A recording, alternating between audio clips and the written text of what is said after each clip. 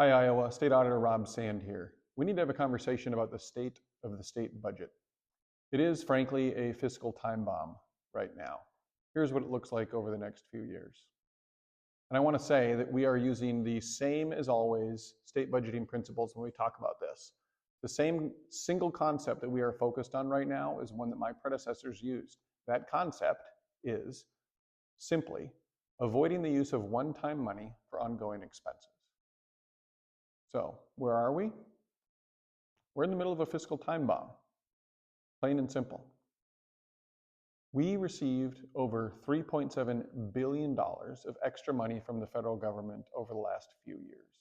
Most of that went to something other than the general fund, yes. But if you've saved up money for a new truck and someone else just gives you a truck, then you can use your truck money for something else. So extra money is extra money. We have stockpiled about $6 billion, so that equivalent plus a little more, into surplus accounts. But a lottery win worth 50% of your annual income doesn't make you fiscally responsible. Now, the largest tax cut for the rich in Iowa history, plus increasing spending, brings us to the point where it is simply deficits for as far as the eye can see in Iowa. Quitting your job and going on a spending spree just because you won the lottery worth 50% of your annual income, it's not fiscally responsible. This federally supported surplus used as one-time money annually is the fuse on the state budget time bomb. We have something called the Taxpayer Relief Fund in Iowa law.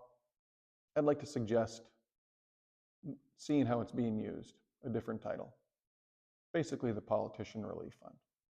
It lets them make popular sounding tax cuts without the necessary but unpopular spending cuts and have a fuse long enough that they can get away before it explodes. But it's Iowans that are going to get burned. So what am I talking about when I'm saying that we got that extra $3.7 billion? Well, here's just 3 examples. Almost $1 billion through Medicaid FMAP, $1.25 billion through the CARES Act, and about another $1.5 billion from the American Rescue Plan. Those are just the 3 single largest examples. So there you go. Now, what am I talking about when I say revenue has plummeted? Here's a graph. This is our revenue over time. Up until 2023, it was averaging a 4% growth. It is now looking at a 3.5% decline. And right now, it's scary. The current collapse in state revenue is larger than the Great Recession. Here it is.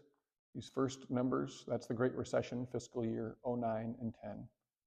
Here's the current projections for fiscal year 25 and 26. And then at the end of April, when you actually look at the reality of the numbers coming in, that's those last set of numbers. We're looking at a 9.4% decline for the first year and a 7.1% decline for the second. At the same time that we're doing that, appropriations spending is increasing. It went from 3.1% average increase to 3.4% after 2023. So what did they do? They lit the fuse to perpetual annual deficits. These numbers, this graph right here, this is with the governor's proposal for the budget and the REC's fiscal year 26 and 27 projections. These are their numbers, folks. Look at that first red dot, the one where it's actually interfering with the numbers that you can read.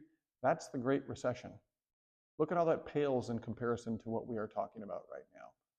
State revenue is absolutely collapsing. So where do we go from here? One-time money. Again, this is that surplus built with a lot of help from the federal government, from the Biden and Trump administrations. We've been adding to that surplus. We will now be subtracting every year for the foreseeable future from those accounts. Now, what have Iowa leaders said about using one-time money? I'm not going to read all these quotes to you. You can hit the pause button on this presentation and read every single one of them if you want. It comes from my predecessors as well as former Governor Branstad. What have they said about deficits? Governor Kim Reynolds, when she was lieutenant governor in 2014, talking about the situation in 2010, referenced a record $900 million deficit. Now, her budget, her actual proposal, is a $900 million deficit. This should be alarming to everyone in this state. What am I talking about when I'm talking about one-time money? The way that's defined is it's non-reoccurring money. So when you look at GAAP, that's generally accepted accounting principles. One-time money is just non-reoccurring gains, right? So it's something that you wouldn't expect to come in every year. It's a lark, if you will, right? You want to treat those separately from whatever your going concern is, whether it's small business or it's a state, because if you throw it in with everything else, it doesn't give you a true picture of the health, right? If you're running a small business and you look at your lottery win and you say, boy, look at how much money we're making in the small business, it'd be a little misleading. Same thing with including that over $3 billion from the federal government that we've had recently. So if it's not expected to reoccur regular, that is one-time money. And we don't say that we're using it for ongoing expenses because the money itself, or we don't want to use it for ongoing expenses because it isn't ongoing income. So what do we look at? What's worse than using one-time money, non-reoccurring money once? Using it 6 times in a row. That is literally what is being proposed at this point. Not fixing the structural deficits that we are facing, not fixing the collapsing state budget, but just continuing to use one-time money until it runs out. That's not 6-time money. That is using one-time money 6 times, right? Again, this is why I use the phrase fiscal time bomb to describe this, because we are at a situation where this fuse will run and run and run, and then it will be out.